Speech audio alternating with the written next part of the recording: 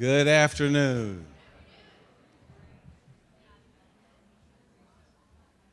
As everybody's finishing their lunch, we're about ready to get started. I am Nat Irvin. I am the Assistant Dean for Thought Leadership at the College of Business here at the University of Louisville. I'm also a member of the faculty, and I welcome you here on behalf of the University of Louisville, and in particular, the College of Business. We are delighted to serve as the official host for this CONVERGE conference. And so for those of you who are if this is your first time on the campus of the University of Louisville, welcome. We have a fabulous university. We're led by an extraordinary president, Dr. Neeli Bendapudi. And if you've not had a chance to meet her, you would be delighted to meet her, and we'd be delighted for you to meet her as well. We're going to have a wonderful session here in a few minutes exploring big data, disruption, and positive change. We've got wonderful panelists, and Dave asked me just to share a few words about work that the College of Business is doing, and in particular how it impacts this conference. As you know, when you're talking about aging, we have a particular way of thinking about it. We think about it in the context of the age in which we live. I'm 68, but my passion as a professor and as a futurist has been over the last few years to get many more young people involved in the business of healthcare. And in particular, I'm speaking of that $3.1 trillion part of our economy, the 18% of our GDP. But when you take a look and see this healthcare, the business of the healthcare economy, we don't have nearly the representation that we should have, especially when we think about what America will look like in a little bit. For example, when you think about numbers like this, today kids of color represent nearly half of Americans, 19 years old and younger, and exactly half of the under age 10 population. But when you look at the majority, which I'm speaking of, white Americans, 4/5 of all Americans aged 65 and older, and 2/3 of the population over 50, aged 45 to 64. So in other words, nearly half of all whites today are 45 or older, nearly half of all non-whites are 30 or younger. And so what have we done at the College of Business to try to address this? And this is the opportunity I want to present to you as we go through this day and you take it back to your organizations. We're interested in inviting partners to work with us to develop fellowships for young people. We have a conference called Thrivals, which is focused on the business of healthcare, introducing young people to understanding this whole world of healthcare, not to be a doctor, but to understand just what does it all mean.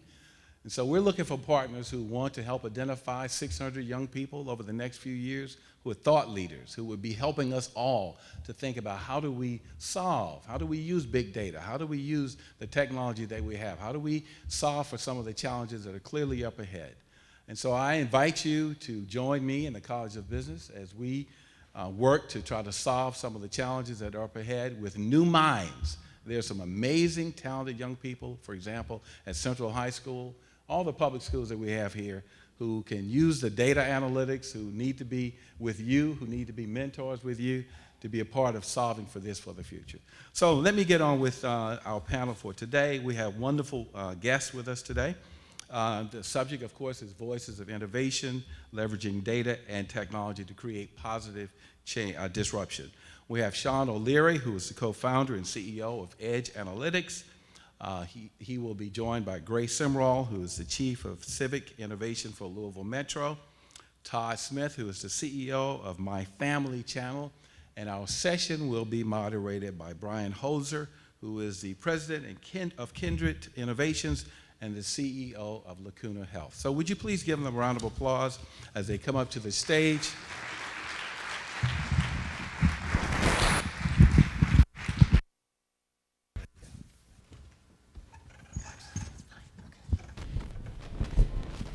Best plans on seating order just got blown up.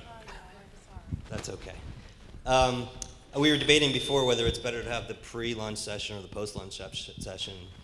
It doesn't really matter because we have the lunch session, so I hope you're enjoying your meal. I wanted to first start off by saying and congratulating to the N as well as CONVERGE Louisville and all the planners on another amazing event. I think this is year 2, and hopefully this is just the start and the baseline for future years, so congratulations on that.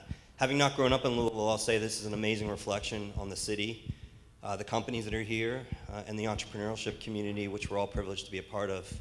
I also am appreciative to being asked to be part of this panel. I hope by the end of this panel you agree with me that this is, I think, going to be as interesting as any panel discussion you'd find at any healthcare conference across the country. Each of these panelists could be their own panel discussion during the course of a fireside chat. Collectively, I think you're going to appreciate the experience and wisdom that they bring to the table. Separately, I'd also say they're also amazing people, and while you do see the combination, it's also sometimes not the case. So I'm looking forward to this, and I appreciate you all being part of this. So let's get started. I thought we'd sort of go down the line, starting with you, Grace. If you could just give a brief introduction about what you're currently doing today, and then address the question, why healthcare and why data and technology is important in healthcare, and we'll kind of go down the line from there. Of course, and so thank you so much, Brian. Thank you so much to the HEN. Thank you so much to our participants this afternoon. As has been stated many times, I'm Grace Summerall. I'm the Chief of Civic Innovation and Technology for Louisville Metro Government. And in this role, I'm responsible for helping shape our city's breakthrough innovations in many different areas, including public health.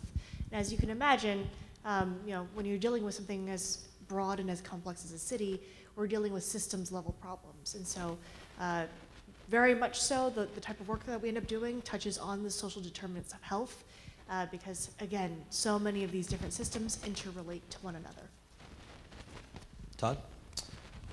So I'm Todd Smith. I'm the founder and CEO of My Family Channel.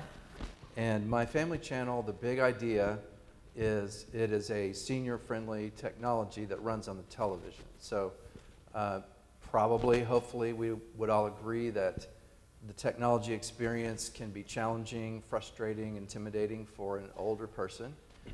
These are generally not digital natives, these are analog natives.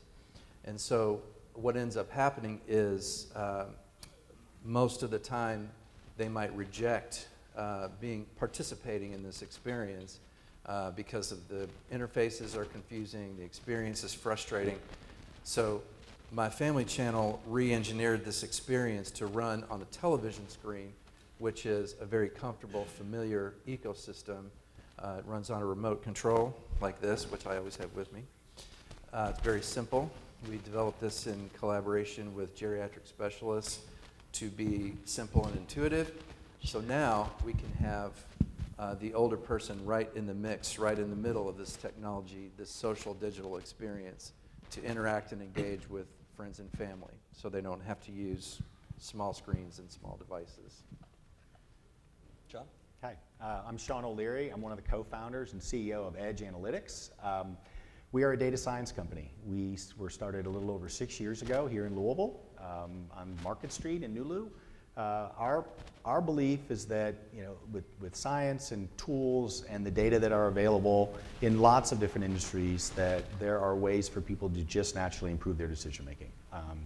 We fervently believe in our organization that there's a better way to do it, and we do a lot of projects primarily in healthcare and also sports. A lot of you that know of Edge are aware of the work we've done historically with NFL and college football teams in particular, and helping improve gameplay decision making and that sort of thing with coaches.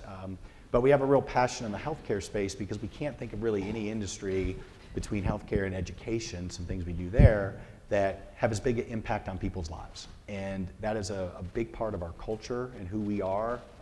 We hope that through the work that we can do, we can improve decision making and really make this city and community and world a better place. So, Great. And make some money at it while we're doing it. Even better. Many of you may know the panelists. Obviously, I think all three of you went to U of L at some point during your careers, and have been staples of the city on a professional and outside of your professional endeavors. Great stewards of the city of Louisville and folks that I've relied on in my transition to the city. I spent a good hour with each of the panelists, and I learned things that maybe you didn't know or won't know. And I would love to just dive a little deeper into your backgrounds. I found them fascinating, and it's to a person. Each person didn't find themselves fascinating. But when you sort of not only dive deep into what sort of makes the person, which as an outsider I think contributes to the success they've had, I drew parallels across all three individuals that I think you may enjoy as well. So let's spend the next 15 or 20 minutes just diving maybe a couple layers deeper than folks may not know you today, and let's go from there. Todd, let's start with you. I don't know how many people in the room would know you, that you're a musician with a background as a record producer, all of which at the time, I'm not sure when the healthcare bulb clicked on, but I doubt as you were producing music, it was, oh, let me start a company in the healthcare SaaS space. But why don't you spend a little bit of time just speaking to the parallels between music and healthcare, and maybe some of the triggers in your life that led you to make the transition? Okay, it's a great question. You know, on the face of it, at first glance, you know, music and healthcare may seem to be unrelated, but you know, and Brian challenged me on this question. Really, at a deep level, I think they're very related and sort of kindred missions. So, you know, you think about in music, you know, as Brian said, my background is in the music industry as a recording producer, as a songwriter, as a recording artist. So that includes, you know, touring, spending many years in a recording studio, making albums for bands and labels.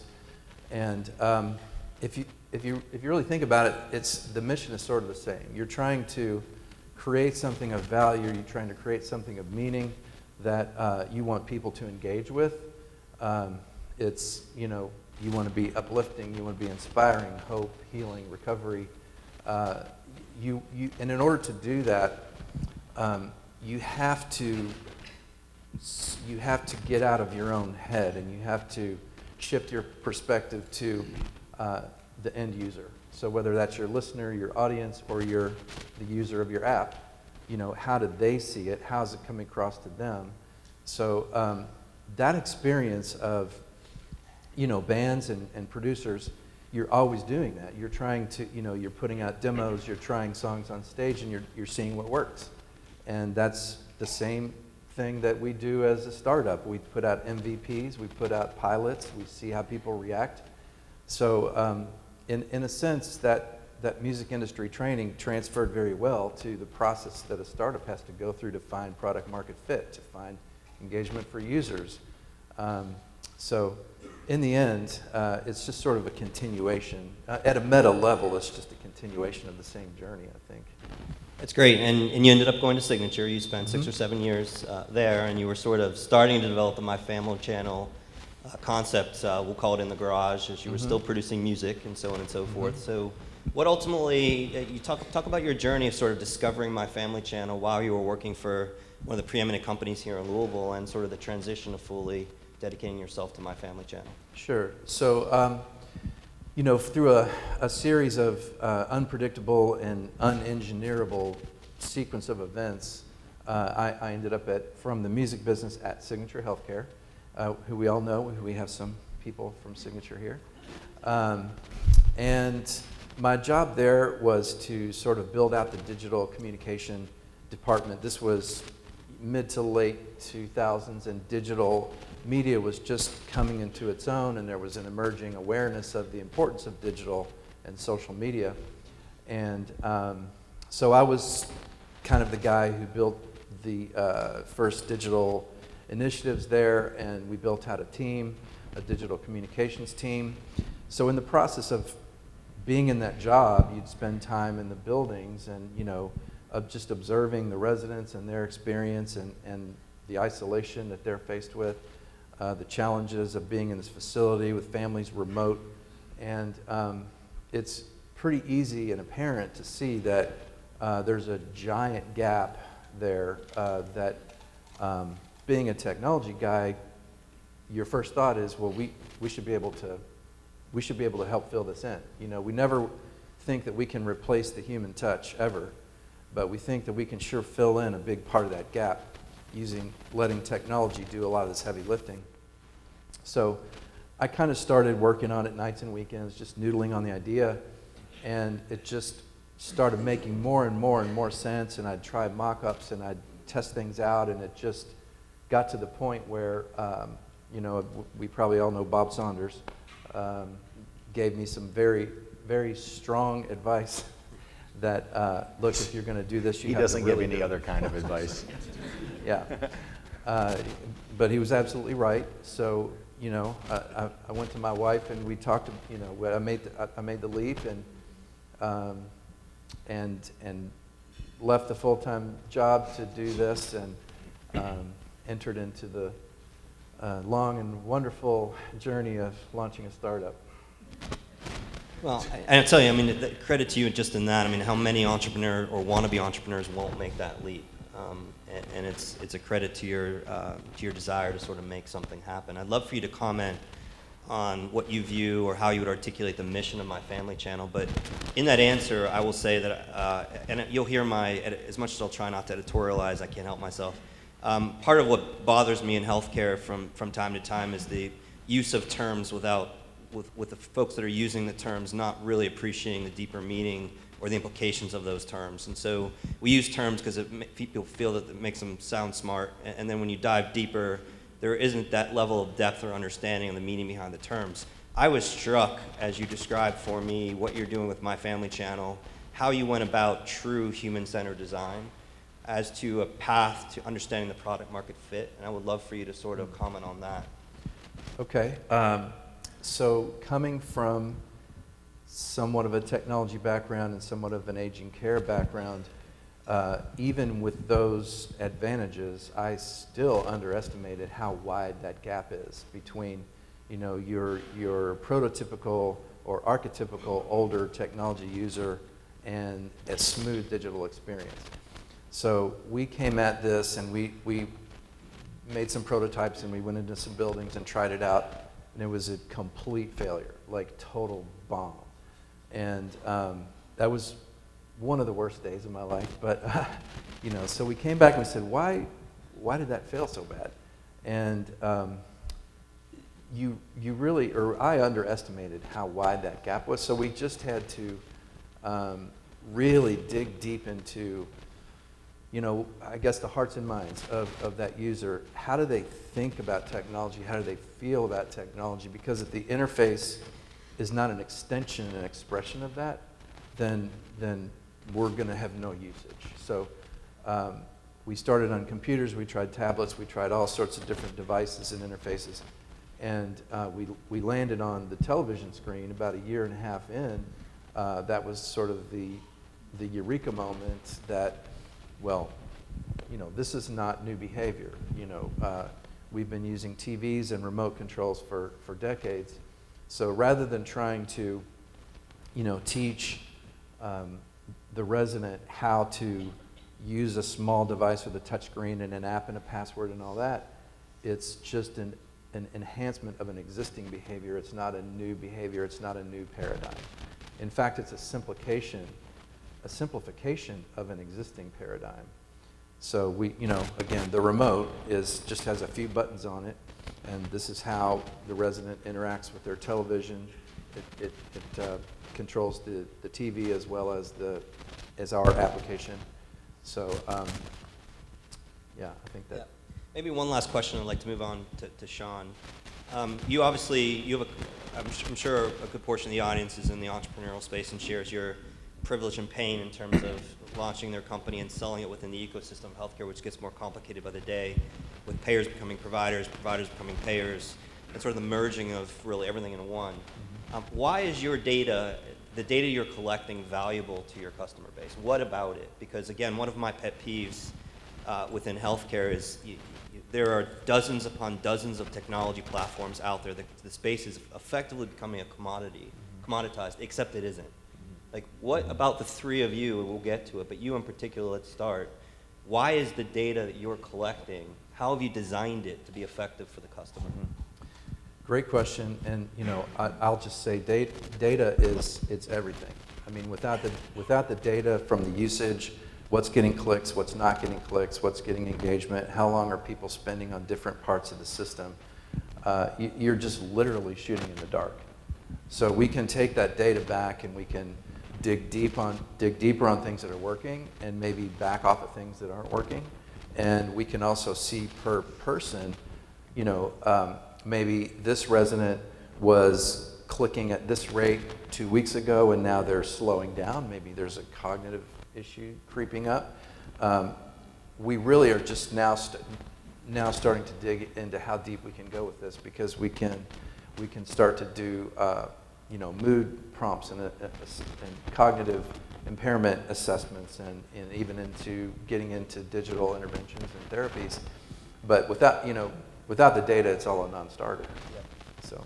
And I would say I was struck, again, there are a lot of technology companies collecting data at the population health level or the geo level, and I think you'll hear from all three, starting with Todd, that the data and the effectiveness of the data was because it was to a patient level and even deeper elements within the patient's profile, which is obviously currency for how payers and ACOs and other risk-bearing entities would look to technology companies like yours as a means to solving for cost control and quality enhancements, that patient level, and even we're even getting deeper where prediction at a patient level in terms of characteristics of risk that lead to unintended outcomes and the ability to control for those. Absolutely. So thank you, Todd. Sean, let's move on to you. And again, like Todd, you have a fascinating story, and I'm sure many, you think, and I'm sure it's correct, that many in the audience know you or think they know you well, but let's go back maybe a little further than folks might be used to I don't hearing. think I'm that popular, though.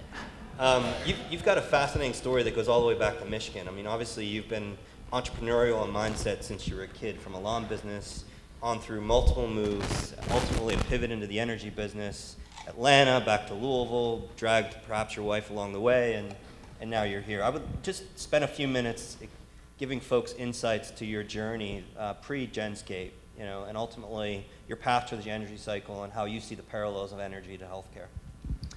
Okay, yeah, so yeah, as it was mentioned, I'm actually not from Louisville, I'm from Michigan originally. I came here to chase a girl, and it ended up, I actually got my first job in the management training program at PNC Bank. So I went through these different rotations, and it got me here, and it helped me justify that I have a professional job in a business environment. I'm going to learn a lot. And I think early on in my career, and I say this a lot now to kids my kids' age who are just getting out of college, that my advice is just your 20s are really about figuring out what you don't like to do.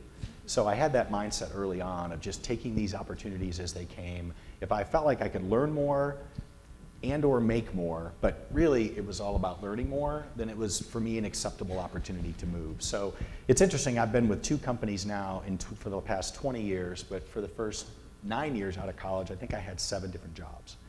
A variety of reasons why I moved around as much as I did, but you're right, we moved from Louisville. I started with LG&E after PNC, and just my lucky moment, my outlier moment in my career was I happened to fall into the deregulated energy trading space about 3 months after the federal government opened up the grid and allowed for what was called wheeling or trading and movement of electricity around the country. And it was just a whimsical interview I took to practice my interviewing skills, because at the time, while wrapping up my MBA at U of L in their first IMBA or entrepreneurial program, they did not have a dedicated placement office at the time. So I went ahead and just started to find places I could interview just to practice my interview skills. And I was offered an internship. Our first child was on the way. That was not going to happen. But at the end of it, they said, hey, we're starting this trading group. Would you be interested in maybe being the last person we would hire, a younger financial sales type person? So I got into it. And that's how I fell into energy trading. And we eventually, as you said, moved around the country. I met a guy in Atlanta named Sterling Lipinski, who most of you know, or a lot of you know, who ended up becoming my partner at Genscape, and that whole saga kind of went its route. Let's talk about that saga. Why don't you start with what the problem was that you were trying to solve for? I mean, you obviously jumped around. You found a home at LG&E. You obviously, and you can talk about it, I'm reaching here, found something about how a big company was approaching the energy cycle sector that you thought you could do better. Maybe talk a little bit about that and the problem that you were both aiming to solve for. Sure. So the opportunity presented itself in the summer of '98, right? So it's been a long time. The market had been deregulated for about 3 years, and what happened that summer is we had a heat wave in the Midwest. It wasn't quite as hot as this past summer or the last 5 summers, but it was pretty hot. What was unique about that summer was it was the first summer in 3 years, or since the market deregulated, when everybody north of the Mason-Dixon line got central air. And it was not expected. Demand was not nearly expected to be as high as it was. And as a result, and for those of you that don't know, power plants trip offline all the time. They break a lot. So because of the real-time nature of electricity production, you can't store it or put it in the ground in a massive battery. When a plant trips, the next cheapest one somewhere in the grid comes up online, right? Based a large part on fuel type, not to get too deep into the weeds here. But what happened that summer was we were trading, we were down in Houston, running a trading group for a company down there, and we were long. Bloomberg announced that AEP, a large utility to the north of us here in Ohio, or up in Ohio, lost a big power plant right on the Kentucky-Ohio border in eastern Kentucky. And we immediately jumped on the phone with our broker and said, listen, we need to buy some more power because we know that that's going to be a bullish fundamental piece of information. Prices are going to go up. We want them to keep going up because we're long. And he said, great, you're done, and you just bought power from AEP. We thought, well, wait a second, that's not right. They just lost a power plant. They should be out buying too. Turns out they lost that plant 3 days earlier and quietly went out to the market, and they lost 800 megawatts of generating capacity and bought about 5,000 megawatts of generating capacity in the meantime. There were no rules at the time, there still aren't any rules, that they have to let the world know what's going on with their plant. So it was a huge advantage, right? To put it in kind of somewhat of a context, imagine if you're trading orange juice futures and you don't know the weather in Florida, right? You don't know if it froze last night. That's kind of a similar analogy to what we were dealing with. So we looked around and said, all right, it is nearly impossible for us to fairly participate in this market, short of just being lucky at times. We have to get access to this information, right? We need to know what the status of the power plants are in the United States. So we looked around. We couldn't find anybody that produced it. All the utilities had their own information to themselves, but they didn't know what their neighbors were up to. And so Sterling came back to work a couple of days later and dusted off an old physics textbook and said, I found this formula. I think this is what we need to figure this thing out. Now keep in mind, I did push my lawnmower around my little hometown when I was 10, and I would meet in boardrooms over the weekends when my early 20s with buddies brainstorming how we were going to come up with a new business idea. And we were brilliant, right? We had like words like healthcare, like aging care, or the internet on our whiteboard. Like this was the big trend. And then we'd sit there and stare at it for a long weekend and be like, all right, we haven't come up with anything yet. So, we were visionaries at the time. But, I think being in the industry is really what coalesced it all, right? I say that a lot to other, wannabe or early, folks that want to start something or be entrepreneurs is just get deep in an industry and really understand it, because that's where the opportunities are going to present themselves and give you confidence to then go off and try to start something on your own. But anyway, so we, again, I heard him say that. He sounded somewhat confident. I was like, great, I'm going to go write a business plan. We had a newborn, a 1-year-old, and a 2-year-old. And so writing a business plan at home at night wasn't happening. And this is when you actually wrote like 80-page business plans, by the way. So it took some time to do your research. And for those of you that have worked on a trading floor, writing a business plan on a trading floor is not very helpful because it's like being a fireman. You sit around a little bit, but then the bell rings and it's crazy. So eventually we figured, okay, this thing I think has some merit, and we moved back to Louisville. And that's what really brought us home. Is I wanted to put my wife somewhere that she would feel comfortable with our early stage family and give it a go. So. Yeah, and the basic premise, if you can dive in, yeah, was, I'm sorry. was Yeah, about, that's okay. This is all helpful. I think the bridge is you came up with the mindset on how you're going to collect subpopulation health data in a manner that traders didn't have access to. Yeah, so we came back here and found a professor at U of L who was wonderful. We were more than willing to accept what we didn't know and find people that we thought could help us. And we designed technology using off-the-shelf hardware and figured out a way to monitor how much power flows over large transmission lines. And we would go to farmers, most power plants are out in rural areas, and we would stick one of these monitors right below, or right off the edge of the right-of-way, below a power line, get all the lines connected to a plant, and if you net out that power flow, you know what the output of the plant is. We built this fantastic B2B SaaS platform. We sold it as a subscription service back to folks that we knew. Coming from the industry, we had very little development risk on the product itself because we knew what we wanted. And it took a long time to get it rolling. 9/11 hit, Enron blew up. I mean, we had some massive kind of socio things going on, or big things, geopolitical things happening and business things, and we were just fortunate enough to get to a point where we had a few early stage customers who said, yes, we'll work with you as development partners, and we took off from there. So if my recollection when you said this, told me the story, at least that's what I heard, maybe I heard it wrong, was you literally built a machine in a shoebox using ingredients that anyone could have built. You went to farmers who had effectively the land in which data would be collected from. You placed the self-built shoebox on a farm and collected data at an insight at a level of specificity below what any other energy trader had access to at that point in time. Did I basically get that right? Basically, it's the less sexy way of saying what we did. But no, I find it to be the more sexy way. Simplistically, I'll tell you, the thing that worked so much for us in hindsight is we were willing to move fast. We knew that speed was going to be a big thing for us, and we were scared all the time. We were very comfortable with risk and managing risk because of our trading background. So, we applied that to the business almost unconscionably, and it worked out. It worked out well. What I heard, because I've been in healthcare my whole career, is effectively the analogy that I heard was the farmer was a hospital, right, who's sitting effectively on the EMR that houses the data that SaaS and technology providers are trying to pull out of the hospital to create insights to allow either the hospital to manage the patients over a longer period of time, or to allow ACOs or payers to have insights to what's happening in the member as they flow from the hospital on out.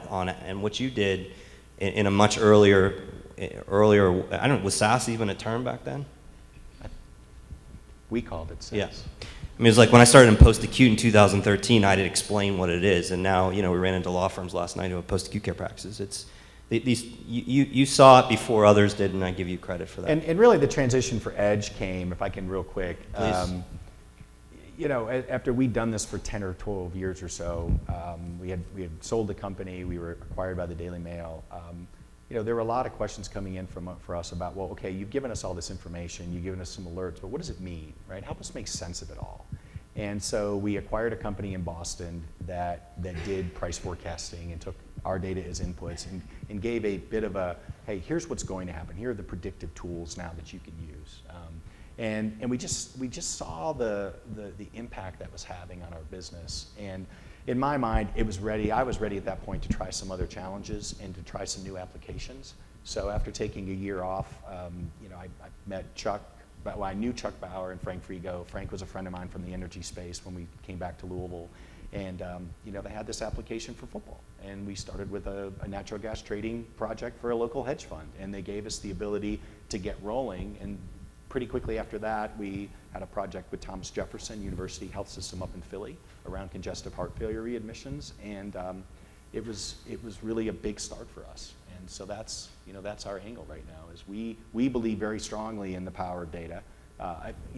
As Todd said, I mean, it's the starting point, right? You can't make a pizza without all your ingredients. Well, you can't do the work that we do without the data. It is one of the challenging things in our business because we're so reliant on those companies, especially healthcare companies that own their data. The challenges we see, sometimes it's not in very good shape. Sometimes, I mean, there's some companies that are really struggling right now just to get their base platform in place to be able to do the work that we do.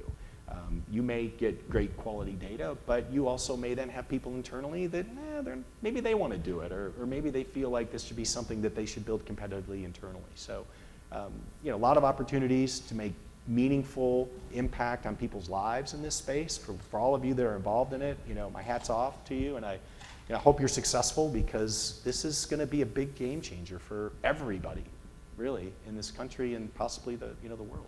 And sort of last question, like I asked Todd, if you were to the elevator pitch, what about the data that you generated from Genscape and the data you're generating from Edge Analytics makes it more than just data? Why is it valuable to the customers that you're interfacing with? Yeah, I mean, for our the work that we do, as I mentioned earlier, it really does help people improve their decision making. Our brains are not wired; they're not capable to process all this information in a way that is going to accurately give you the outcomes that you need, right? Again, we see it, I'll use football as an analogy, right? If you think about where you are in the field and the decaying clock and the score and the timeout differential and all the things that go into that, and you've got 30 seconds to make a decision on what you should do, it's really, really hard for you to do it, first of all, do it consistently, accurately. We have the tools through AI, machine learning, a lot of other mechanisms in place that can do that consistently, unemotionally, and accurately, right? And that's where the big impact comes, is at the end of the day, we should all really objectively want to make better decisions. That should be easy, that should be an easy pill to swallow. And that's what the technology allows us to do, which is super exciting. But it's dependent on all this data we have access to. So. Great, thank you. Grace, I don't know if recall how we met, but credit to yourself as a person and just the nature of Louisville, but you were probably one of the first people that I reached out when I moved to Louisville. I found you on LinkedIn, you got a snazzy title, I reached out, and we had lunch, I think, that week. So you effectively met a total stranger, and we've got to know each other since. You also have a fascinating background. If we go way back, it's arguably less fascinating, but you were a daughter of a statistician. Mm-hmm. You studied geophysics at University of Chicago, and you have a mechanical engineering PhD? Master's degree. Master's from University of Louisville. Yeah. So you should not be as interesting as you are, but you are. And so why don't you talk about that background, because I was struck by, you wouldn't think that would shape how someone approaches healthcare problems and such, but it has, and I would love for you to share that with the audience. Yeah, and so it's one of those things that, in hindsight, when I tell people my story, they frequently say, oh, the apple didn't fall far from the tree. And I suppose that's correct. I mean, my father is a statistician. He's now, at this point, retired after both serving as a professor and then working at the Centers for Disease Control as one of their senior statisticians. I heard all throughout my youth growing up that he was constantly looking for data. Where's the data? I need data. Who has data? What can I get my hands on? In fact, he discovered, really, again, searching for large data sources, that epidemiology was going to be a gold mine for him. And so he ended up having a very long and fruitful partnership with the United States Air Force, in particular studying lead poisoning events in children and how to, again, have interventions and prevent them, which led to his second career at the CDC. But I think hearing all this time that how important data was, and then going into a field that takes measuring things so very seriously. So I don't think people realize, but aside from epidemiology, one of the largest sources of data for the longest time is, in fact, meteorological data. We send up hundreds to thousands of weather balloons every day. We have monitoring ocean buoys that tell us what's going on in the oceans. We have all sorts of, again, sensors to be able to collect this data so that we can do much better forecasts, both from a day-to-day meteorological standpoint. We can certainly go into why that fails us so oftentimes at a local level. But again, larger scale in terms of climate, so what's happening in much longer time frames. I realized at some point, having spent all of my, again, youth thinking that I would want to be an academic, realizing that in fact I'm far more interested in the application or implementation side of science.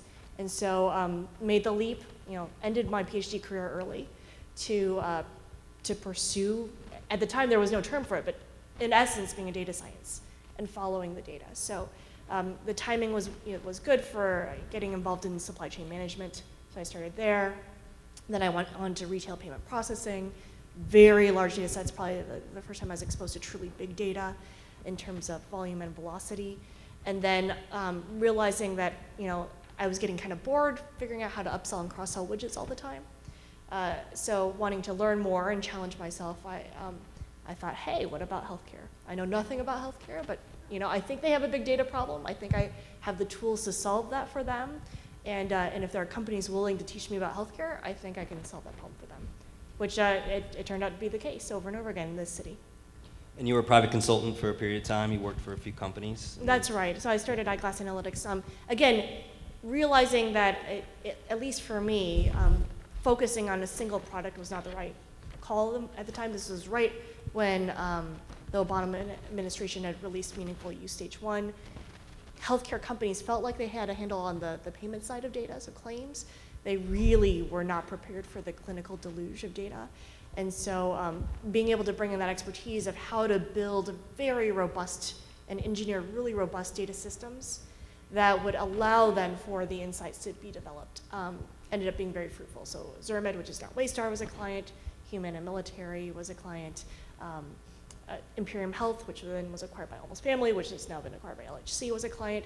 It was a really interesting time to be involved in healthcare. You said, hey, why don't I join city government?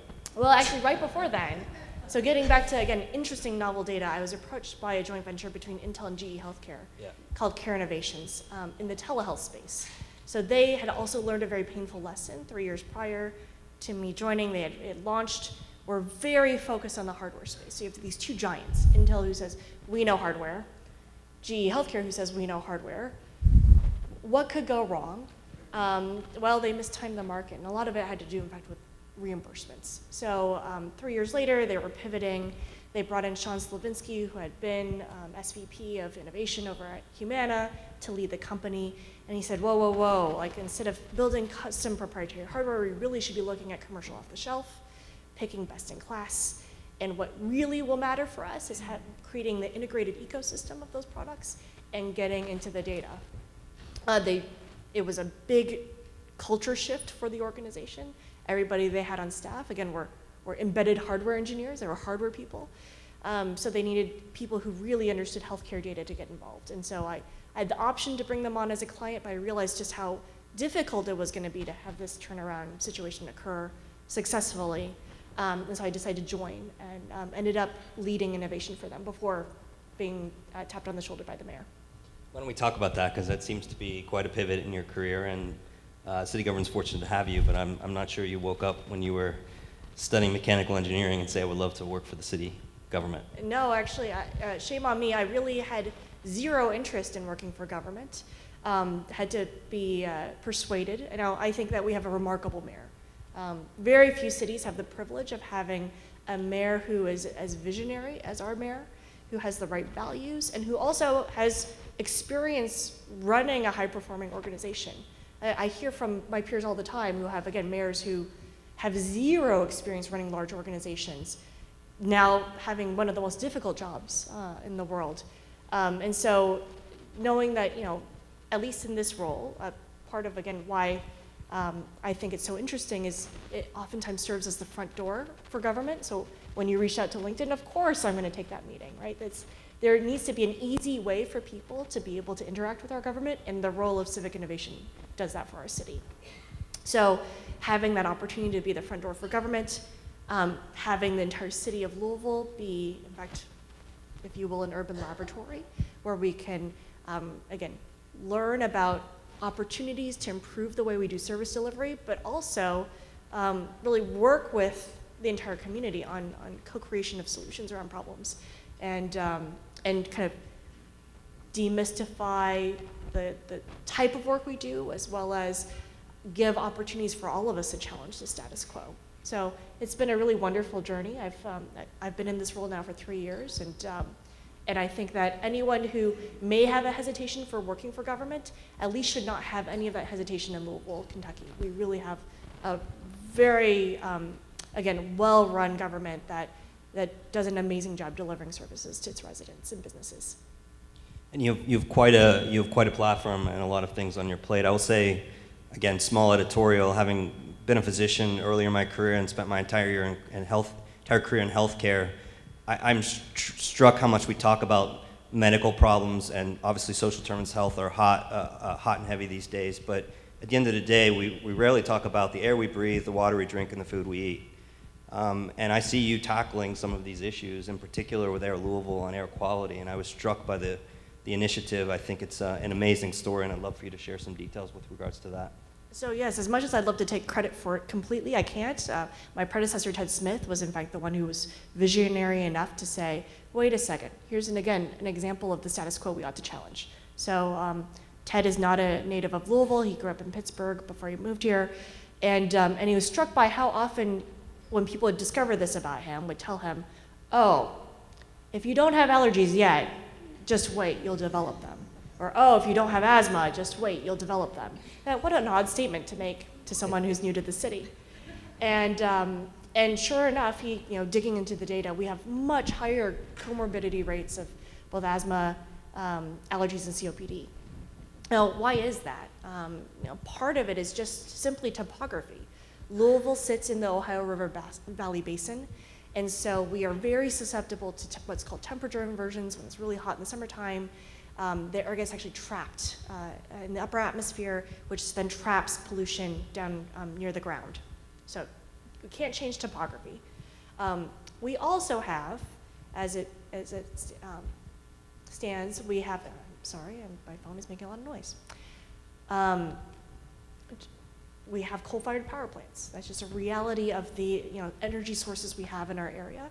And we have a lot of traffic congestion, so vehicles contribute significantly to our air quality.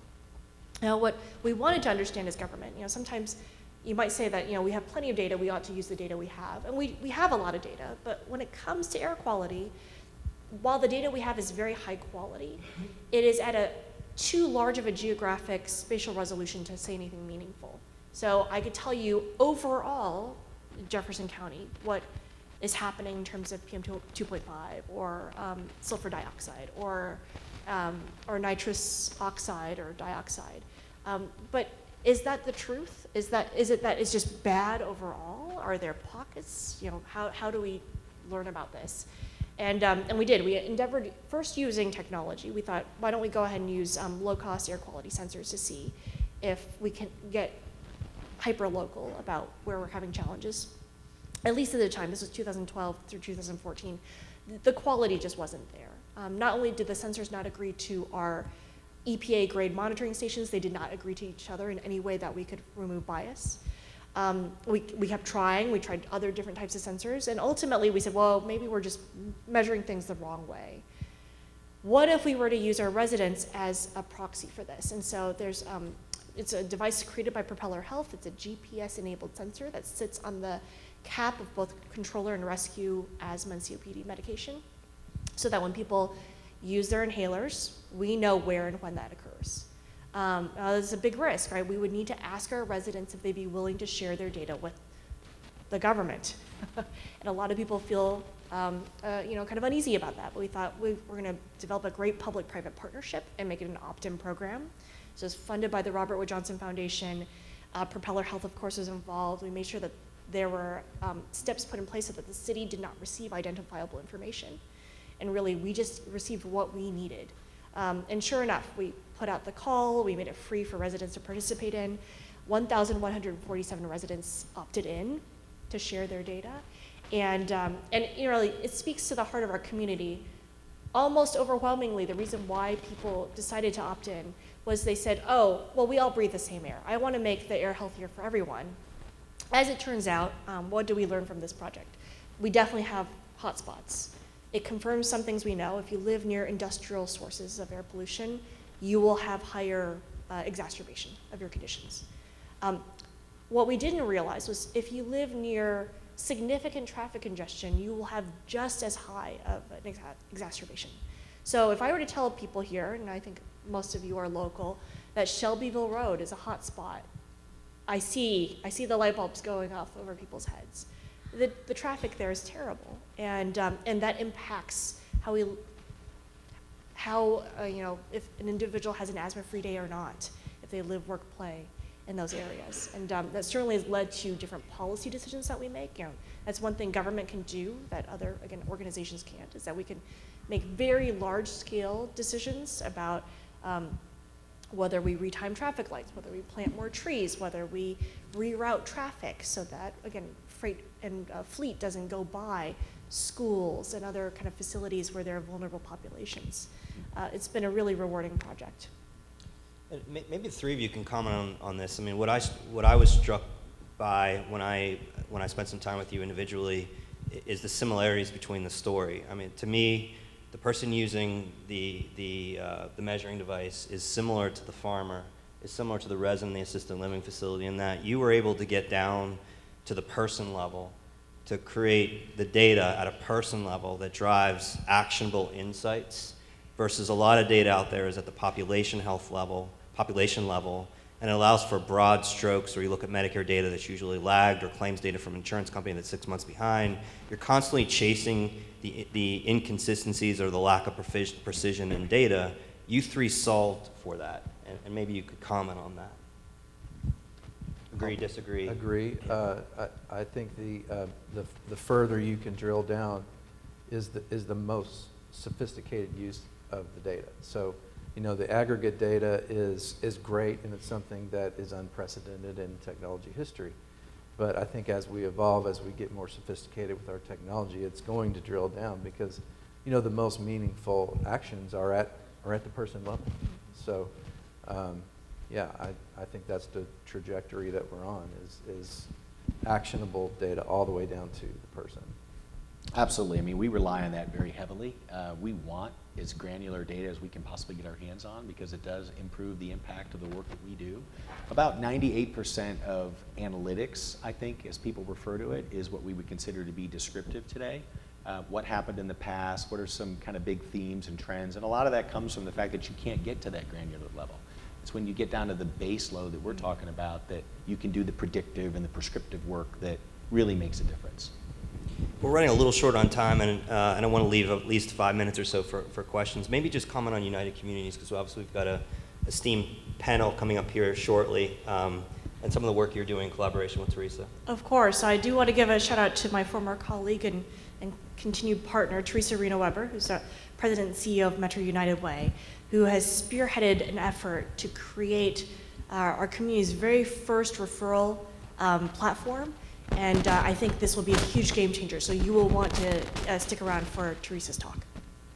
Great. Well, let's pivot to maybe a couple of you just comment on some rapid fire type of statements. I mean, the first is I get frustrated very easily about the overuse of terms digital health and technology.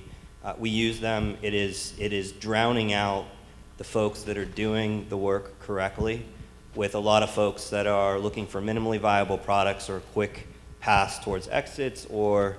And I think that what I loved about our conversations was I thought these were 3 shining examples of how to go about it right, how to go about human-centered design, how to get down to the person level. Why don't you talk about, just broadly, do you share my cynicism? Are we overstating or understating digital health or technology? And maybe frame your answers with who's doing it right? Who are the shining examples of, aside from the 3 of you, doing it right? And what do you see some of the major trends over the next maybe 12 to 18 months in this space? Maybe Sean, start with you. Sure. So thinking about, I mean, there are some I'd say companies locally that you would not think top of mind. First of all, you know, Humana is a hugely innovative company. They have the largest data science team in the state, if not the entire kind of region, if you will. We're second, I think, but nonetheless, we're a much smaller group. So you know that's inspiring down the road, right? I think that you look at Norton Healthcare. I mean, Norton Healthcare has an extremely innovative management team. We've worked with them in the past. They think very entrepreneurially. They understand where they fit in the ecosystem, but they're really trying to use data. And they've been at this a long time, way ahead of the curve, in terms of bringing it together in a way that can be meaningful down to the individual patient level. So that's fantastic. I don't share the cynicism. Yeah, there's a lot of noise, but I'm much more of a why not, and problems can be solved. It's just a matter of, there's no doubt you beat your head on the wall a lot, grinding through the process of cleaning data. I mean, we've changed a lot of what we do on our team because we didn't anticipate the amount of data cleansing we would have to do just to get it to a point that we can do the work. But that's part of the deal, right? You learn, you pivot, you move on, and we've gotten very good at that, and that's a high value, I think, skill that we bring to the table now. So I'm very encouraged by what's happening both in our town, in the region, and just nationally around healthcare and innovation. It's just we all can see the potential, like massive impact this can have on people, and we don't want to wait. We just want to get after it. And unfortunately, we're just going to have to push as far as we can, as fast as we can, and acknowledge the fact that it's not just going to be as fast as we want it to be. Let me jump on that, because Grace, we had a conversation about AI and sort of this Mark Zuckerberg move fast and break things type of mentality. That has drawbacks in healthcare. Maybe use artificial intelligence to talk about the deeper level of are we're ready or thinking through the unintended consequences of driving technology as quickly as we are these days. Well, yeah, and the pairing of AI and automation and how it might impact industries that just aren't prepared for it. So I think it was recently announced, many probably you have heard that Microsoft selected Louisville, Kentucky to be its regional hub for artificial intelligence. Well, what does that really mean? I think part of it, and a very important part of it, is the recognition that there are cities that are vulnerable to massive disruption from AI and automation, Louisville being one of them. In fact, we were listed as part of Brookings Institute research, number 8 most vulnerable to having jobs and industries destroyed by AI and automation. And so instead of just sitting by and letting it happen, it is absolutely our job as lawmakers and as policymakers to say, well, there certainly are upsides, right? If we can improve the way we do service delivery, in particular in healthcare, and we know that it's possible for AI and automation to replace tasks, well then what tasks should those be? And how do we change what a person's job is so that instead of being wholly replaced by AI and automation, that they actually, in fact, treat it like augmented intelligence? It's something that they work alongside. What does that look like? What is the future of work? Those are the questions that we are grappling with in partnership with Microsoft and the Brookings Institute. Todd, let me turn to you. You perhaps are the closest to the entrepreneur innovators in the audience in terms of getting your product to market and ultimately building a scalable and sustainable customer base. What advice would you give to innovators that ascribe themselves to be digital health and technology? And maybe talk about the approach you've taken to product market fit. And often when I see innovators not consider and fail as a result of is not considering, it's the 4 Ps that you get taught in business school, and then they forget the 1 R, which is reimbursement. And so maybe talk about, well, regulation reimbursement. Talk about how you've approached that, and in general, what advice would you give to the innovators in the audience with regards to this space? Sure. So as a startup, the thing that you tend to focus on most is the elusive product market fit, which, for those of you who are not familiar with that term, that means you're building something that meets a real need in the market. So your product meets the market and there's a fit. And we made, I think, a common mistake is focus so exclusively on that. And we got there. It took a long time, but we got there. And then we said, well, okay, who's going to buy this and how are they going to pay for it? And so there's a whole nother section of the journey that I think it's common for startups to not think about until while everyone's in love with their product and you're building your baby. But then, you might have a great baby, but if no one's going to buy it, then you're done. So working on that pricing model, Alexander Osterwalder, I'll throw that name out, is sort of the guru of, innovating around the pricing model. You have to spend as much energy and time and iteration on the pricing model as you do on the product. And so if you get the product market fit right, and then you get the pricing model fit right, you may have a business. Do any of you worry about data privacy? I mean, we sort of skipped over that statement. You're all collecting patient-level subpopulation data. Maybe one or two of you can comment on the pitfalls or opportunities with regards to collecting data the right way in a manner that patients and the users of the data will feel protected. Yes, of critical importance, obviously, especially with our families and with our residents. There's a lot of noise in the market about, Alexa's listening to everything I say, and Google privacy issues, and so we have to be very proactive and very vocal about how we protect data, how we handle data, how we don't share data, how we don't sell data. It's a very hot topic, especially I think with an older population. So You opted the folks in. And That's right, and Yeah. I think that there's opportunity there. So, when you look at Pew Research and others, many people feel very comfortable with sharing their healthcare data. And so making sure that there are mechanisms for which they can, in fact, share their data with you might just give you, kind of the permission to be able to pursue data collection. But I think that, again, speaks to the values that you espouse and the trust that you have with these different types of stakeholders. Having both vertical trust with institutions and horizontal trust with the community is so important. And Sean, you're in a space where, you have to consider the fact that you're collecting data from essentially the source, and then 1, 2, 3 degrees down the line, you might have a user or consumer of that data, how do you view data privacy? Yeah, well, I mean, it's a cultural thing, first of all, Yeah. right? You have to appreciate the fact that what you're doing needs to have some standards around privacy. There's HIPAA compliance, right? There are rules that you can follow, and we have third parties that come in and make sure that we're following the rules. So we have a stamp of approval from, outside groups that can validate that, and that's important to us. But just as importantly, we make sure with our partnerships and our projects we work on that we work with anonymized data. I don't care what someone's name is or who this person is. I care that they're a 40-year-old white male that lives over here and has had the following procedures, right? That matters to us. So I think it's really important, though, that we all appreciate this topic because we need to follow those rules if we want to continue to see the strings loosened around this area and access to greater depths and more data to do the work that we want to do. Great. I have other questions I can ask, but we have about 6 or 7 minutes left. I'd rather not presume there aren't a bunch of questions in the audience.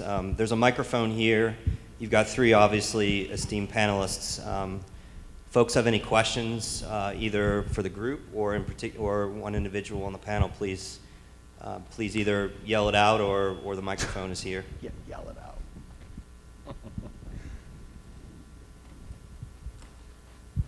Sir?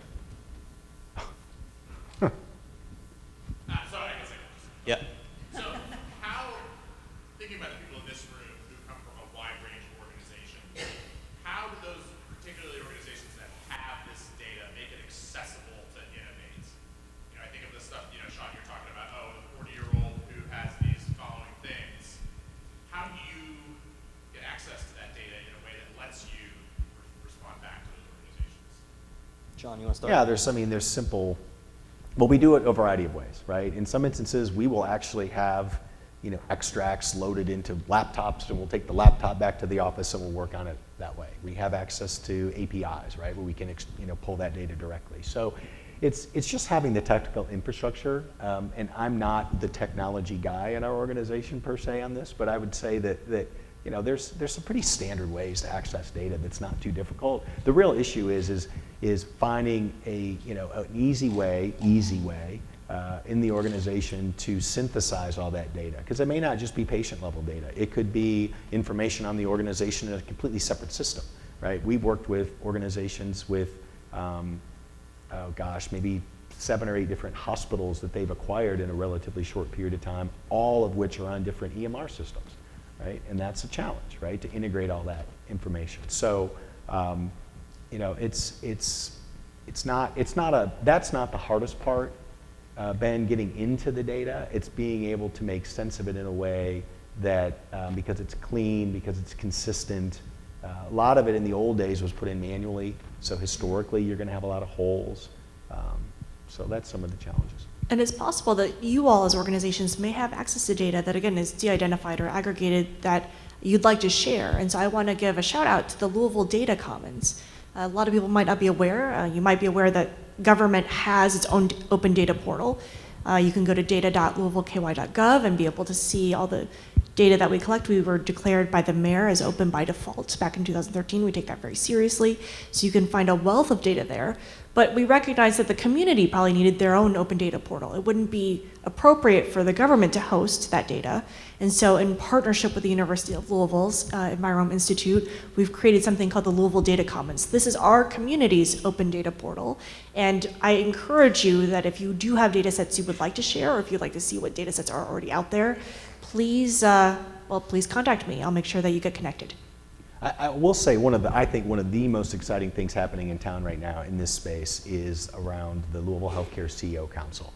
And I guess it's roughly up to 15-ish or so of the largest healthcare agencies or healthcare groups in different areas coming together and understanding that the data piece is an integral part of solving any of these problems down the road. And the work that they're doing to try to integrate the data from all of those companies into a central repository, which would be a phenomenal opportunity for companies in this space looking to innovate and solve some of these problems.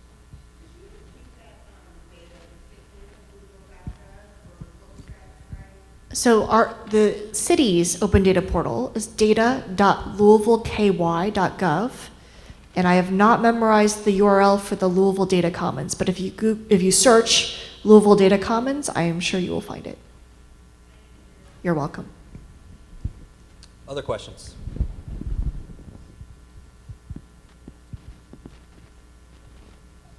So I'm not going to end early. In the minute we have left, maybe just throw a couple of buzz terms and grab onto one of them, one-liner. We've got bunches of buzz terms around blockchain, augmented reality, virtual reality. Grab something that you think is sort of the most promising amongst all of those promising, and maybe end with a comment on that. Sean? Of those three? No, nanotechnology, 3D printing, virtual health, telemedicine. I'm gonna go with what we know well, and I think the predictive side of analytics is extremely exciting. I think we have just barely scratched the surface of the applications and the values for all of us. I think that as we get that data cleaned up, as we get it more widely available, as we get it in buckets of ways that can be used, I did not appreciate how early we were in this game 6 years ago when we started this company. And even today, we still see that it's, we have a ways to go. But the power of the AI, machine learning around this type of data to improve decision making, not just make it more accurate, but make it more timely and quicker, I think is really exciting. Great. Todd? I'm going to go with two huge mega terms that are about to converge, David? And that's sort of He gets to Internet of Things, IoT.